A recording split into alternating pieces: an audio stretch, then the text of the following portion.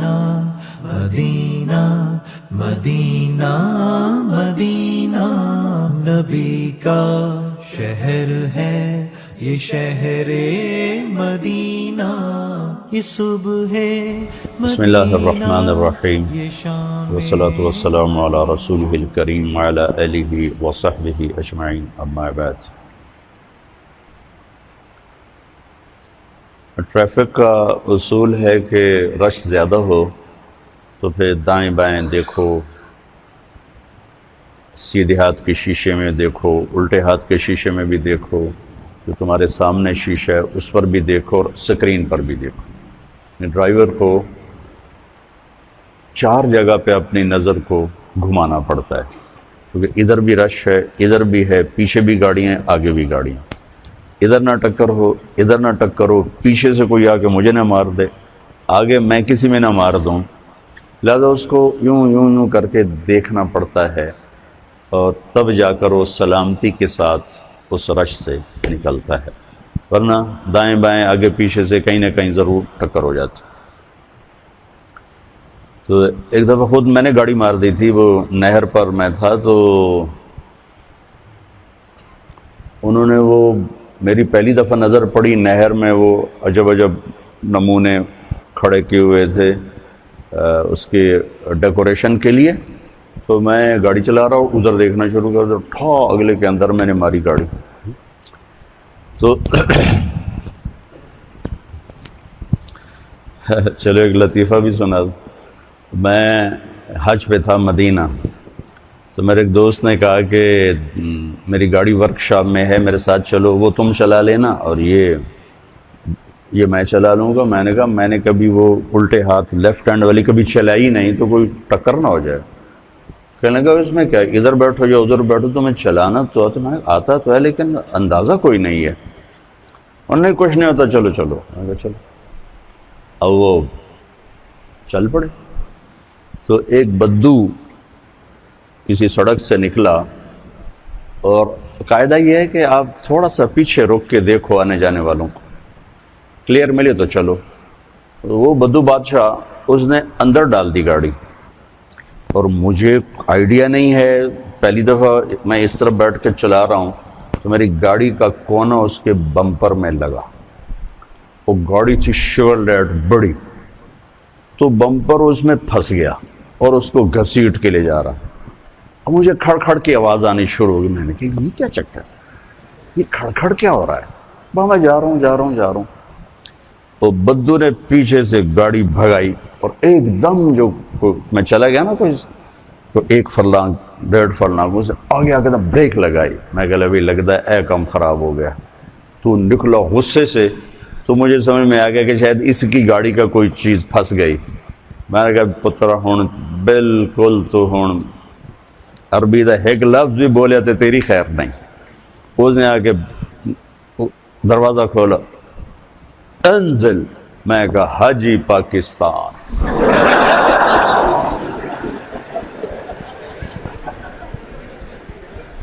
اس نے پھر کہا انزل۔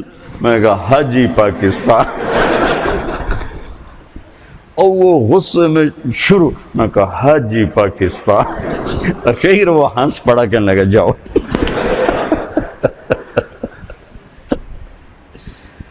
تو یہ مثال مجھے یاد آئی، اور پرانا واقعہ بھی کب کا 92 کا ہے یہ واقعہ۔ یاد آیا آپ کا رش دیکھ کر کہ اب ٹریفک زیادہ ہے، اب آپ کو بہت احتیاط سے آپس میں چلنے کی ضرورت ہے۔ آپ کے استادوں سے ایک بات کر کے آیا ہوں، وہی آپ کے سامنے دہرا دیتا ہوں، اور یہی میرا مستقل موضوع ہے، مضمون ہے۔ میں تقریباً ہر بیان میں اس کو عرض کر رہا ہوں، نجی محفلوں میں بھی، انفرادی دعوت میں بھی، اجتماعی دعوت میں بھی، کہ معاشرے کی جو خوبصورتی ہے اس کا تعلق نہ علم سے ہے، نہ عبادات سے ہے، اس کا تعلق اخلاق سے۔ عبادات ہماری بنیاد ہیں، اس مسجد کی بنیاد نہ ہوتی تو یہ کھڑی نہ ہوتی، لہٰذا عبادات کی اہمیت ایک اور لحاظ سے، کہ وہ ہماری بنیاد ہے۔ آپ کی نماز اچھی ہونی چاہیے، خوبصورت ہونی چاہیے، آپ کو تہجد کا شوق ہونا چاہیے۔ آپ کی عمر ہے کہ اس میں آپ اپنی نیند سے لڑ سکتے ہیں، اپنے آپ سے لڑ سکتے ہیں۔ ہماری عمر تک پہنچتے شاید پھر آپ چاہیں بھی تو نہ کر سکیں، لیکن ابھی اپنے آپ کو، میرا رائمنڈ میں داخل ہونے کا جو شوق تھا نا، اس کی وجہ ایک طالب علم تھا، وہ تہجد مسجد میں آ کے پڑھتا تھا، تو مسجد میں بس آپ سے بھی کم لوگ ہوتے تھے، آپ تو میں نے سنا 400 ہو گئے ہو، تو وہ 250-300 ہوتے تھے 1971 میں۔ ممکن ہے آپ سب کی پیدائش سے بہت پہلے کی بات ہے۔ وہ آ کے تہجد مسجد میں پڑھتا تھا اور اتنے خوبصورت نماز پڑھتا تھا کہ اس کو دیکھتے دیکھتے میرا دل کیا کہ میں بھی رائمنڈ کے مدرسے میں داخل ہو جاؤں۔ حالانکہ میری تو اس کے نہ کبھی سلام دعا اور نہ کبھی کوئی اس سے گفتگو۔ وہ تو جب رائمنڈ میں داخل ہوا تو اس کا پتہ چلا، سخی جان اس کا نام تھا اور افغانستان کا تھا وہ۔ تو اس کی خوبصورت نماز نے مجھے اس بات پر اندر ہی اندر تیار کیا کہ میں رائمنڈ میں داخلہ لے لوں۔ تو آپ اپنی نماز کو خوبصورت جتنا بناؤ گے، آپ کی بنیاد اتنی مضبوط ہو جائے گی۔ نماز میں سستی ہوگی، جماعت کی سستی ہوگی، تکبیر اولیٰ کی سستی ہوگی، تو وہ بنیاد کمزور ہو جائے گی۔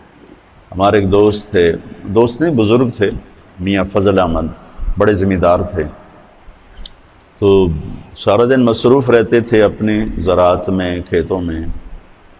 ایک دفعہ مجھ سے کہنے لگے، مولانا صاحب 18 سال ہو گئے میری تکبیر اولیٰ قضا نہیں ہوئی۔ 18 سال ہو گئے میری تکبیر اولیٰ قضا نہیں ہوئی۔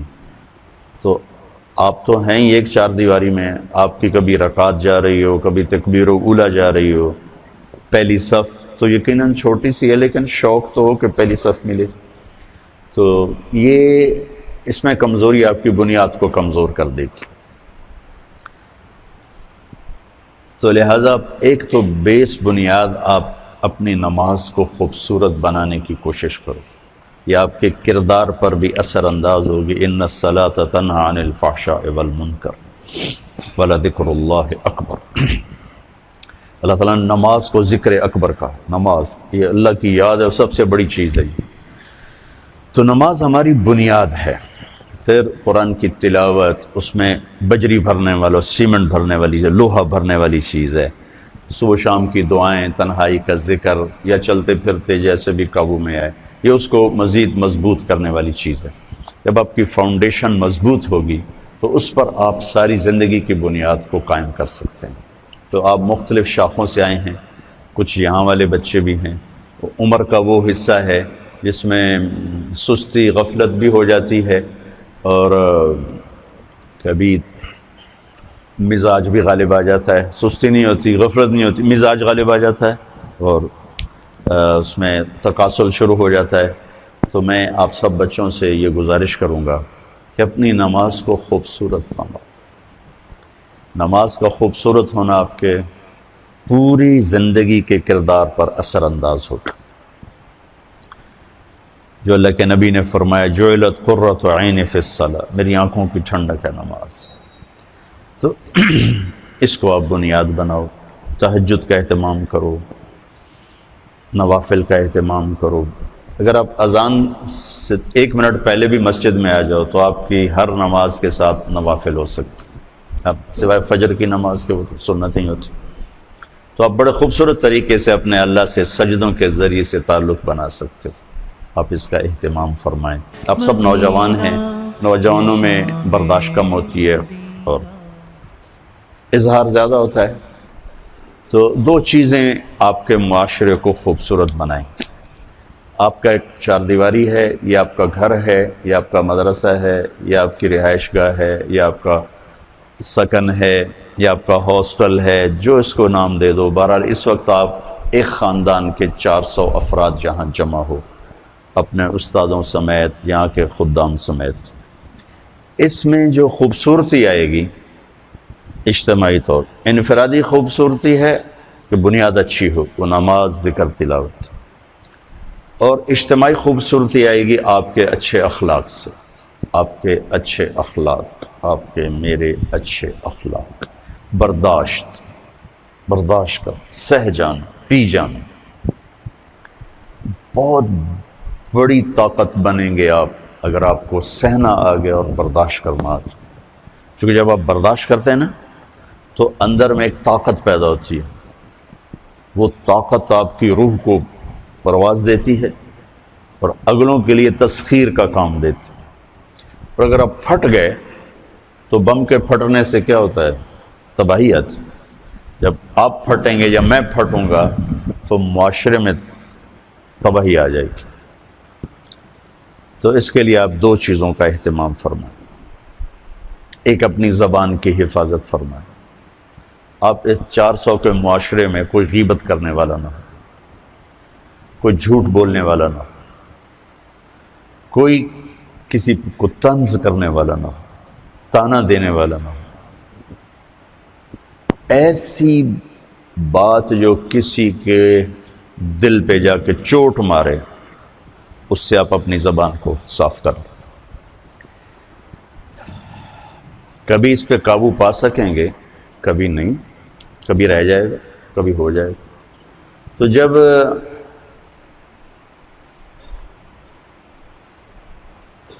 ہاتھ سے نکل جائے بات تو پھر اللہ نے ہمارے لیے توبہ کا دروازہ رکھا ہے۔ 2 نفل پڑھو، اللہ سے معافی مانگو، جس پر زیادتی ہو اس سے جا کے معافی مانگو، اس سے آپ کی مزاج میں ٹھہراؤ آ جائے گا۔ تو میں آپ سب سے یہ گزارش کرتا ہوں کہ اس معاشرے میں آپ اپنی زبان پہ قابو پانا سیکھ لیں، برائے مہربانی، بہت فائدہ ہوگا۔ ایک زندگی گزری ہے، شام قریب ہے، تو پوری زندگی کے تجارب نچوڑ بھی اس میں شامل ہیں، اور تجارب نچوڑ کو گولی مارو اور دیوار پہ ڈال دو۔ میرے نبی کا فرمان اس کے لیے کافی ہے کہ آپ نے فرمایا کہ 2 چیزوں کی ضمانت دے دو، میں جنت کی ضمانت دیتا ہوں۔ ایک تمہارے جو 2 جبڑوں کے درمیان ہے، ایک تمہاری 2 ٹانگوں کے درمیان ہے، اسے پاک کر لو، میں جنت کا ضامن بن جاتا ہوں۔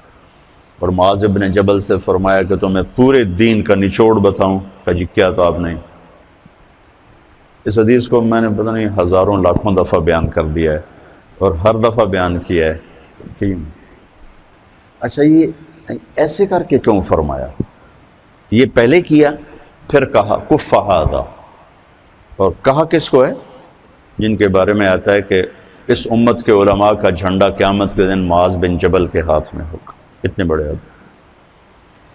18 ہجری میں انتقال ہوا، 1434 ہجری میں اردن گیا تو ان کی قبر سے خوشبو آ رہی تھی۔ 1400 سال گزر گئے، ان کی قبر سے خوشبو کا آنا بند نہیں ہوا۔ اتنے بڑے آدمی کو کیسے سمجھایا؟ بچے کی طرح کہ معاذ اس زبان پہ قابو۔ تو آپ سب کو، اپنے آپ کو بھی کہتے ہیں،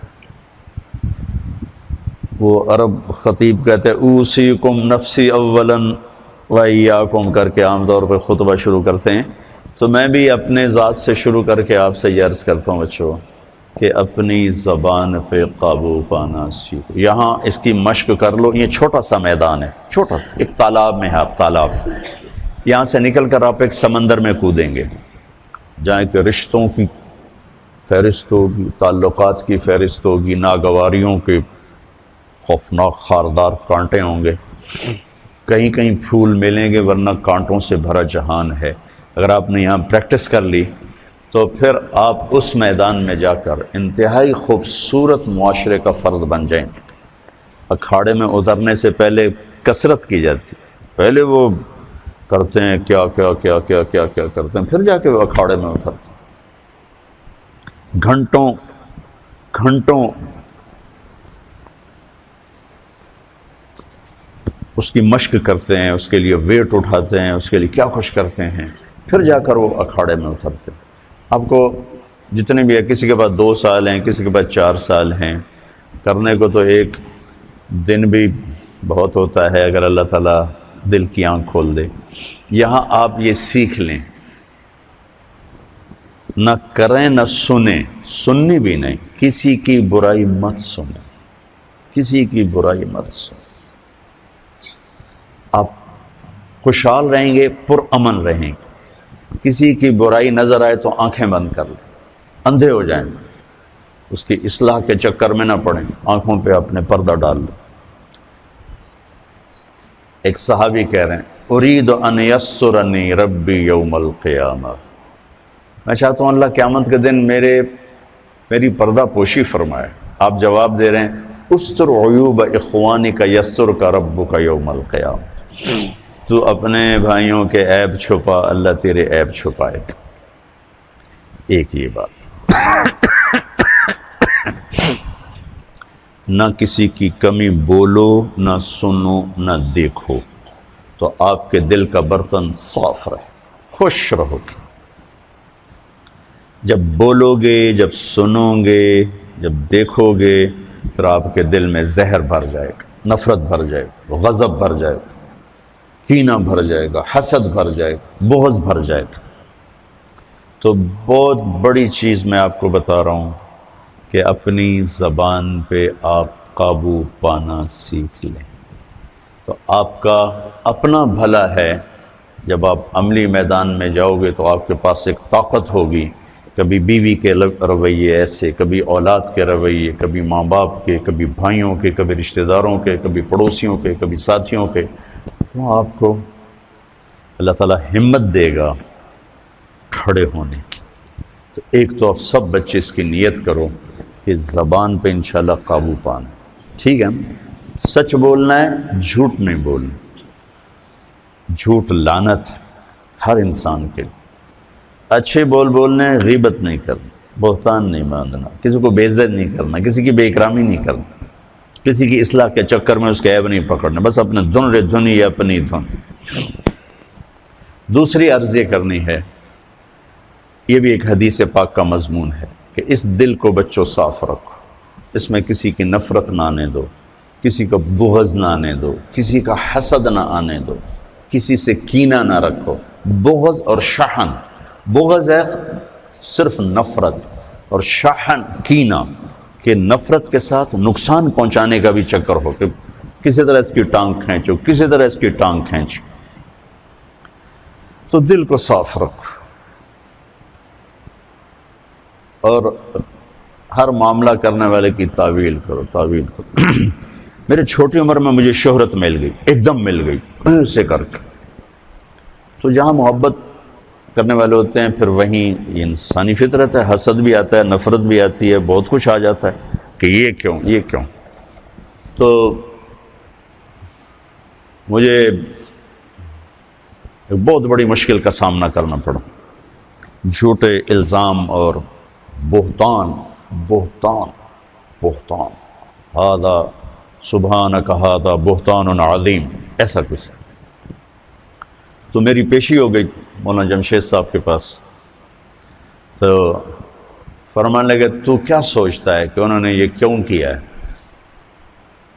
تو میں نے کہا جی حسد ہے اور کیا ہے. اللہ ان کی قبر روشن فرمائے. واللہ اس کے سوا کچھ نہیں تھا، لیکن اور میرے استاد کو بھی پتہ ہے کہ اس کے سوا کچھ نہیں. کہا نہیں بیٹے، یہ مت کہو کہ حسد، یہ کہو کہ تیری اصلاح کے لیے انہوں نے یہ کیا. میں کہا اچھا استاد جی آپ فرماتے ہیں تو میں تسلیم کرتا ہوں، میری اصلاح کے لیے کیا ہے. یہ انہوں نے مجھے پہلی ضرب لگائی تھی منفی خیالات کو توڑنے کی اور مثبت سوچنے. تو اس دل کو سب کی نفرت سے صاف کرو، سب کے بغض سے، سب کے حسد. پہلے حدیث بھی سن لو. یا بنی انس ان استطعت یا ان قدرت ان تصبح وتنسی وليس في قلبك غش لأحد فافعل. ثم قال يا بني وذلك من سنتي ومن أحب سنتي فقد أحبني ومن أحبني كان معي في الجنة أو كما قال. ان قدرت ان تصبح وتنسی، ان قدرت میں اشارہ ہے کہ کام مشکل ہے، جان لگے گی، پسینے آئیں گے. تصبح و تمسیہ میں اشارہ ہے کہ موت تک کرنا پڑے گا، ایک دن کا نہیں ہے. جیسے کپڑے آج دھلے ہیں، یہ 2 دن، کل انہیں پھر دھونا پڑے گا، پرسوں پھر دھونا پڑے گا، کیونکہ میلے ہو جاتے ہیں، پھر دھونا پڑے گا. تصبح و تم سے میں اشارہ ہے کہ یہ کام ساری زندگی کرنا پڑے گا.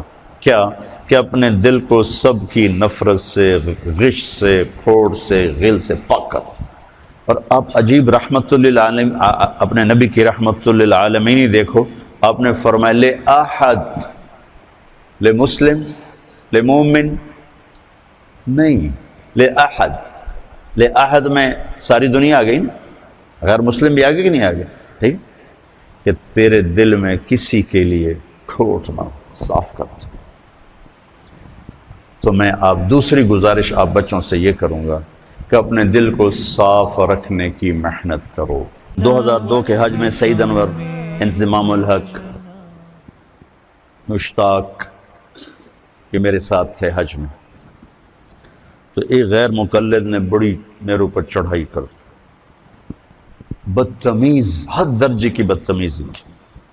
میں ایک لفظ نہیں بولا، چپ. تو جب وہ چلا گیا تو سعید انور کہنے لگا مولانا صاحب مجھے آج پتہ چل گیا ہے کہ صحیح کیا ہے اور غلط کیا ہے.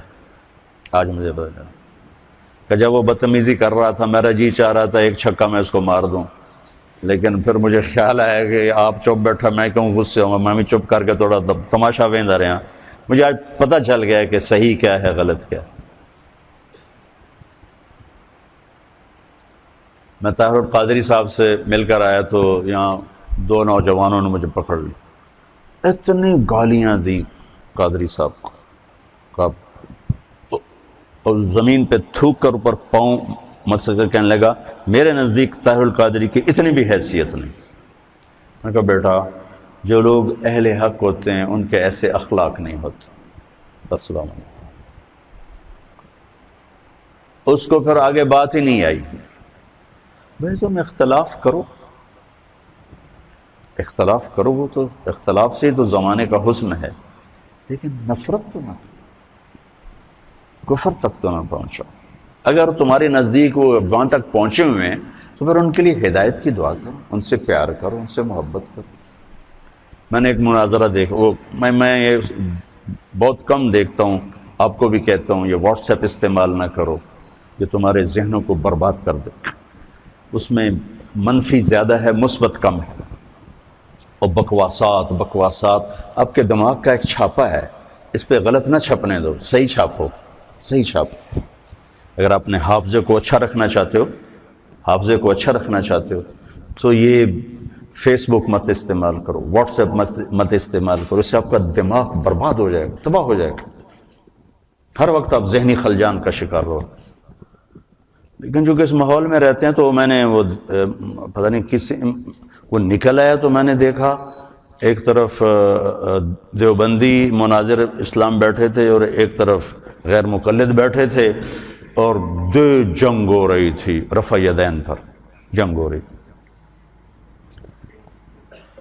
حالانکہ کرنا بھی سنت، نہ کرنا بھی سنت.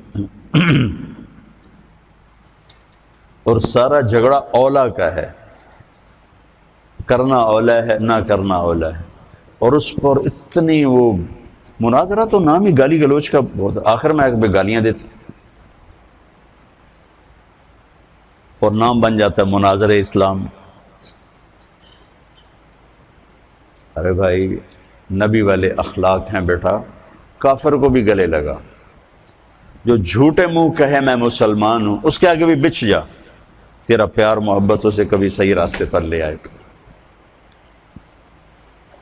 تو میں آپ سے مذہبی نفرت پہ کبھی سمجھوتا نہیں کروں. اگر آپ اس کے کانٹے اپنے اندر رکھتے ہیں تو ابھی آپ بچے ہیں، اس کو بھی سے نکال دو، اس سے توبہ کرو. ہم پوری دنیا کے لیے اللہ کا پیغام لے کر چلنے والے ہیں، اور جو اللہ کا پیغام لے کر چلتا ہے اس کا سینے میں انسانیت کی ہمدردی ہوتی، محبت ہوتی، ان کے گناہ سے نفرت ہوتی ہے، ان کی ذات سے محبت.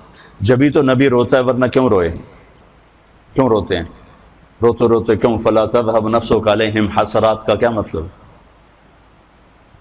تو دوسری بات یہ کہتا ہوں بچوں کہ اپنے سینے کو نفرت سے صاف کرو، مسلم بن کے رہو. علماء دیوبند نے جو تعبیر دین پیش کی ہم اس کو راجع سمجھتے ہیں اور اس کو اپنانے کی کوشش کرتے ہیں، لیکن ہم باقی سب کی تعظیم کرتے ہیں، اکرام کرتے ہیں، عزت دیتے ہیں، اللہ کی رحمت کو وسیع سمجھتے ہیں، اور اگر ہمارے نزدیک کوئی بالکل غلط ہے تو ہم اس کے لیے سینہ کشادہ کر کے اس سے محبت کرتے ہیں، اس کو پیار دیتے ہیں تاکہ اللہ کرے وہ صحیح راستے پر آ جائے۔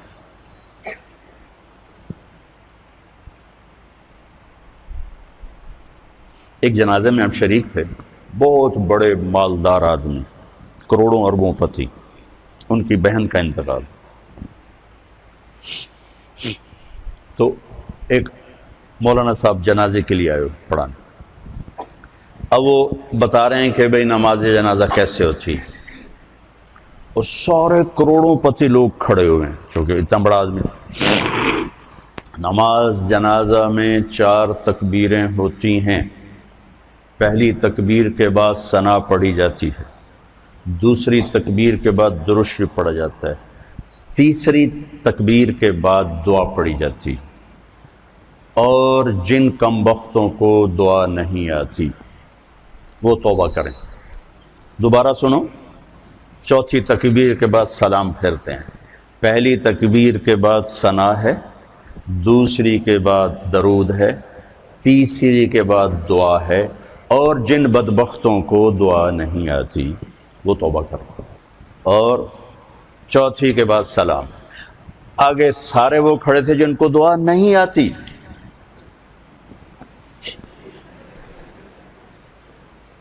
اور یہ ان کو پہلے کم بخت بنا دیا پھر بدبخت بنا دیا۔ تو اب ان آدمیوں کا دروازہ کھلے گا کسی مولوی کے لیے؟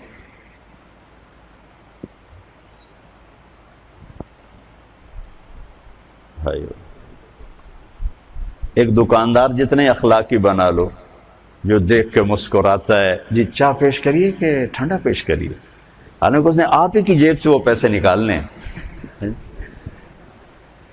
پروگرام سے وہ جلدی نال جا کے پیپسی لے کے آ، اور آپ اس سے متاثر ہو کر 100 کی چیز 200 میں خرید کے جاتے ہو، اور آپ لوگوں کو جنت پیش کر رہے ہو اور ساتھ ان کو لعنت بھی بھیج رہے ہو، تو آپ سے بڑا بے وقوف کون ہو؟ ایک دکاندار جتنے اخلاق تو سیکھو۔ یہی کچھ بریلوی ہمیں کافر کہہ کے مسجدوں سے نکال رہے ہیں، مسجدیں دھو رہے ہیں، گالیاں نکال رہے ہیں، تو آگے تمہارے خطیب بھی یہی کر رہے ہوں، تو تم نے حق و باطل میں کیا فرق رکھا ہے، صحیح اور خطا میں کیا فرق رکھا ہے؟ ادھر بھی گالی ادھر بھی گالی، سننے والا کیا کہے گا؟ دو میں ہک ہو جائیں۔ لہذا اپنے سینے کو نفرتوں سے دھو کے چلو، پاک کر کے چلو۔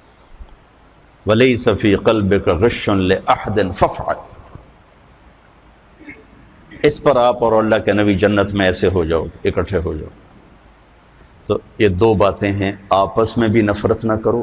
یہ تھوڑا سا میں نے تفصیل سے کہہ دیا چونکہ آپ کا سفر شروع ہونے لگا ہے، کچھ بچے باہر سے آئے ہیں، اور پہلے تو یہ مذاکرے میں بہت کرتا تھا، ٹائم ہوتا تھا، اب مجھے ٹائم نہیں ملتا۔ پچھلے یہ جو دورے کی جماعت اب سال لگا رہی، شاید پورے سال میں 10 دن میں نے ان کو سبق پڑھایا ہوگا۔ پڑھانا تو میں کوئی نہیں ہوں، میں تو ایسی باتیں ہی کرتا ہوں، پڑھانا تو شیخ رمضی کا کام ہے، شیخ زبیر کا کام، یہ پرانے استاد ہیں، یہ پڑھانے والے ہیں، میرے جیسے تو خالی باتوں نہیں لوگ۔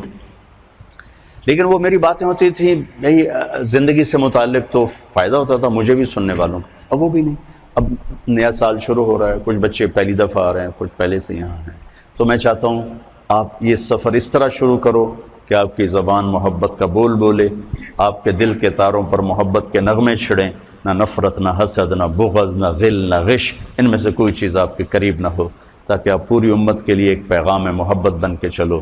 اس کی سارے بچے نیت کرتے ہو نا؟ ہاں، سارے اس کی نیت کر کے چلو۔ جس کو آپ غلط سمجھتے ہو سمجھو، آپ کے پاس دلائل ہیں، سمجھو، لیکن اس کا مطلب نفرت تو نہیں، نفرت نہیں۔ میں 3 چلے لگا رہا تھا، 3 چلے، تو ایک گاؤں میں ہم گئے تو ایک مولانا صاحب نے اتنی گالیاں نکالی، ماں بہن کی گالیاں، ماں بہن کی گالی، کھڑے ہو کر مسجد میں، اور بستر اٹھا کے ہمارے باہر پھینک دیا اور گاؤں اکٹھا کر لیا۔ تو اب میں چونکہ نیا کالج سے آیا تھا، اب میرا دماغ خود فیصلہ کر رہا ہے کہ یہ مولانا صاحب یہ کہہ رہے ہیں کہ ہم عاشق رسول ہیں، اور یہ ماں بہن کی گالیاں نکالتا جا رہا ہے۔ ماں بہن کی گالی نکالنا تو انسانیت کے ماتھے پر داغ ہے، چیز ہے کہ علم اور قرآن اور حدیث اور عشق رسول، اور یہ جن کو گالیاں نکال رہے ہیں ان کو کہہ رہے ہیں گستاخ رسول ہیں، یہ بولتے نہیں اور دعائیں دے رہے ہیں، دعائیں دے رہے ہیں۔ ہمارا امیر کہہ رہا تھا بھائی دعا کرو، بھائی اللہ ان کے دل بدل دے، دعا کرو۔ تو مجھے کسی دلیل کو سمجھنے کی ضرورت نہیں پڑی، حالانکہ میں بالکل نیا تھا، میرا رائمنڈ سے پہلا سفر تھا، پہلا۔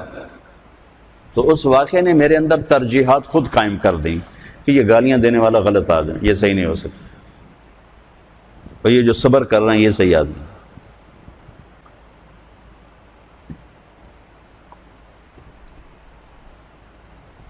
بس یہ آپ بچوں سے کہتا ہوں اللہ آپ کا سفر مبارک کرے، آپ سے دعا کی درخواست کرتا ہوں۔ اب آپ بہت زیادہ ہو گئے ہو، اگر آپ روزانہ 2 نفل پڑھ کے میرے لیے دعا کر دو تو آپ کا احسان عظیم ہوگا۔ وہ میلسی میں نا ہم کہتے ہیں نا یہ بہت شکریہ، بہت مہربانی، تو میلسی میں کہا جاتا ہے عظیم شکریہ، عظیم شکریہ۔ تو آپ کا یہ عظیم شکریہ ہوگا اگر آپ میرے لیے 2 نفل پڑھ کے دعا کر دو، میری استقامت کی، میری ہدایت کی۔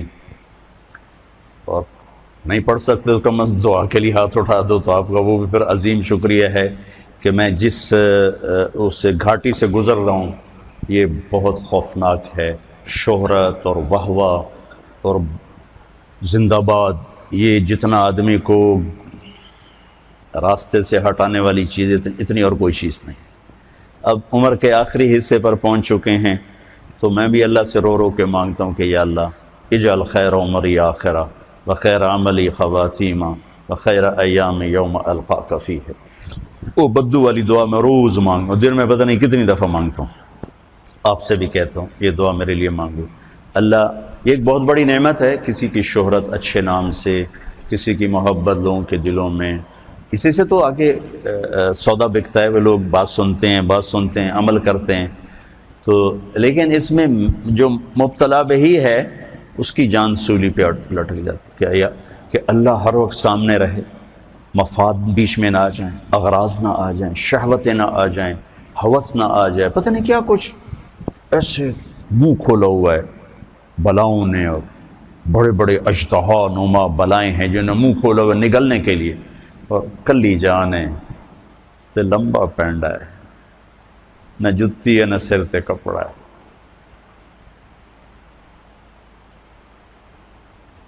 اسے دے تو فیلی پار لگنا ہے، کشتی شکستگانے اے باد شتر برخیز، شاید کے باز بینم یار آشنا۔ کبھی تمہیں فارسی سمجھ میں آتی تو تم اس کا مزہ لیتے۔ کشتی پرانی ہے، موجیں طوفانی ہیں، اے ہواؤ اپنا رخ میرے بادبان کی طرف پھیر دو کہ ان موجوں سے لڑنا میری کشتی کے بس کی بات نہیں۔ شاید تمہارے جھونکے مجھے یار تک پہنچا دیں اور مجھے اپنے محبوب تک پہنچا دیں، کشتی میں جان کوئی نہیں ہے، کشتی شکستگانے پرانی بیڑی تے بیٹھویاں اے باد شتر برخیز، اے تیز ہوا تھوڑی اور تیزی بھی کھا، شاید کہ باز بینم یار آشنا را، شاید میں اپنے محبوب تک پہنچ جاؤں، اس کا دیدار کر سکوں۔ تو میرے بچوں، آپ کو دیکھنے میں لگتا ہوگا کیا موج ہے، کیا ہلہ گلہ ہے، لیکن اللہ کی، میں اس کو نعمت کہتا ہوں، اور ہے نعمت، اور اس کے زوال سے کانپتا ہوں، لیکن میرا اندر ہر وقت ایسے کانپ رہا ہوتا کہ اللہ میں کوئی قدم نہ پھسل جائے، کوئی رائے نہ پھسل جائے، کوئی ذہن نہ بھٹک جائے، کوئی قدم نہ بہک جائے، یا اللہ بس تو پار لگا دے، یا اللہ تو پار لگا دے، یا اللہ تو پار لگا دے۔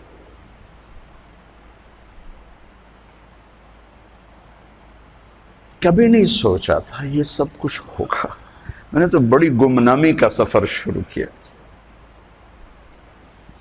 اور اس وقت صرف اللہ ہی سامنے تھا، یا اللہ تجھے ڈھونڈنے نکلا ہوں، ماں باپ نے بھی گھر سے نکالا ہے، تجھے ڈھونڈنے نکلا ہوں، تیری یاد میں نکلا ہوں، ابھا دیکھاں لمحہ دیکھاں، اچے کوٹھے تے چڑھ دیکھاں، ڈٹھی دل کو دیواں ٹیکا، سجن مل سم کے مر پوسا۔ خواجہ غلام فرید والی بات ہے کہ یا اللہ تیرے ہی طلب میں نکلا ہوں، اللہ کرے تیری میری ملاقات ہو جائے۔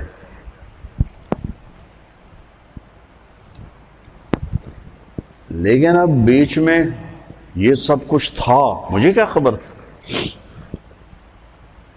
تو اس نعمت کے زوال سے اللہ بچائے، اور اس نعمت میں اللہ تکبر، عجب، ہوس پرستی، جاہ پرستی، مال پرستی سے اللہ بچائے۔ سب سے پہلے کس کو جہنم میں ڈالا جائے پتہ ہے؟ بولو، سب سے پہلے جہنم کی آگ کس سے جلائی جائے؟ اول من تسعر بہ نار جہنم، علامہ صاحب ہوں گے، مولانا صاحب ہوں گے، خطیب صاحب ہوں گے، شیخ الحدیث صاحب، مبلغ اعظم، خطیب اعظم۔ کافر سے نہیں جہنم کی آگ بھڑکائی جائے گی، زانی شرابی طوائف سے جہنم کی آگ نہیں بھڑکے گی۔ جہنم کی آگ کا پہلا ایندھن وہ عالم ہوگا جس نے اپنا علم بیچ دیا، چند ٹکوں کے پیچھے جو بک گئے، سب سے پہلے اس کو جہنم میں ڈال کے آگ کو بھڑکایا جائے گا۔ پھر اس کے پیچھے شہید جس نے اپنی شجاعت کو بیچا، اس کے پیچھے سخی جس نے اپنی سخاوت کو بیچا۔ تو آپ سب بچوں سے ہاتھ جوڑ کے کہتا ہوں، آپ میری اولاد ہو، میرے بچے ہو، سب میرے لیے یوسف ہو، تم عاصم ہو، علی ہو، میری مدد کرو، اللہ مجھے اس گھاٹی سے پار گزارے عافیت سلامتی کے ساتھ۔ فَمِنْهُمْ مَنْ قَضَى نَحْبَهُ وَمِنْهُمْ مَنْ يَنْتَظِرُ وَمَا بَدَّلُوا تَبْدِيلًا، وَمَا بَدَّلُوا تَبْدِيلًا اللہ تعالیٰ نصیب فرما دے۔ موج ہی موج۔